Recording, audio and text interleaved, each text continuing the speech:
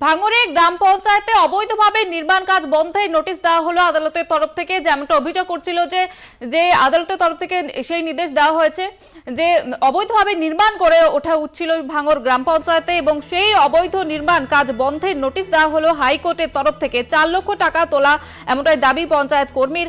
আজই পোলেরহাট থানায় অভিযুক্তের নামে এফআইআর।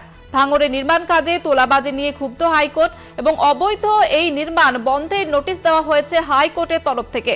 4 লক্ষ টাকা তোলা এমনটাই দাবি করা হয় পঞ্চায়েত কর্মীর তরফ থেকে, এবং এই যে নির্মাণ কাজ সেটা বন্ধের নোটিশ দেওয়া হলো হাইকোর্টের তরফ থেকে। বিষয়ে বিস্তারিত জানাবে পীযূষ কান্তি নাগ, প্রতিনিধি রয়েছে টেলিফোন লাইনে। পীযূষ কান্তি, কি জানা যাচ্ছে ঠিক এই বিষয়ে?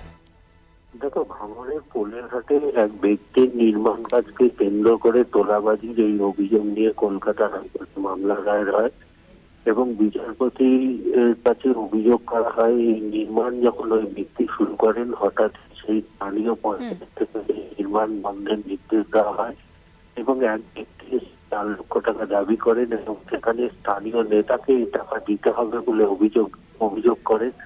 এরপরেই ওই ব্যক্তি কলকাতা হাইকোর্টের দ্বারস্থ হন এবং পুলিশের কাছে অভিযোগ জানিয়ে কোনো লাভ হয় না।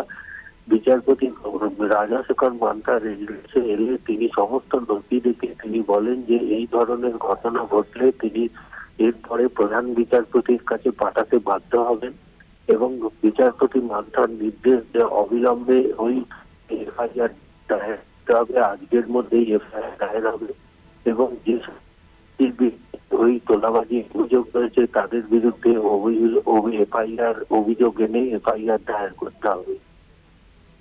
ধন্যবাদ পীযূষ কান্তি। প্রতিনিধি পীযূষ কান্তি নাগ ছিলেন টেলিফোন লাইনে। আপনাদের জানিয়ে রাখবো, ভাঙড়ে গ্রাম পঞ্চায়েতে অবৈধ নির্মাণ কাজ বন্ধের নোটিশ দেওয়া হলো হাইকোর্টের তরফ থেকে।